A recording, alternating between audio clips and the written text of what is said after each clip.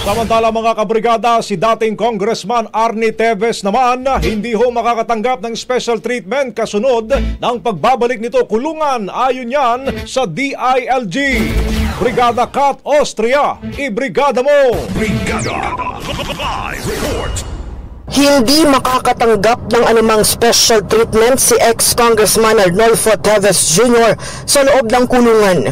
Ito'y kasunod ng pagbabalik niya sa Bureau of Jail and Management Penology sa Camp Bagong Diwa sa Taguig mula sa PGH matapos makaranas ng matinding pananakit ng tiyan at saka sumailalim sa operasyon. Ayon kay DILG Secretary John Vic Remulla, tulad ng iba pa niyang kasamang persons deprived of liberty, tatratuhin siyang katulad nila. Tiniyak din ni Remulla na patuloy na sisiguraduhin ng BJMP ang kaligtasan ni Teves, pati na rin ng lahat ng mga PDL na nasa kanilang kustodiya. In the heart of changing lives, ako si Brigada Kat Austria ng 105.1 Brigada News of Manila, the Music and News Authority. Ang bahaging ito ay hatid sa atin ng Maxan Mangosteen Santon Coffee. Max Healthy, Max Sarap.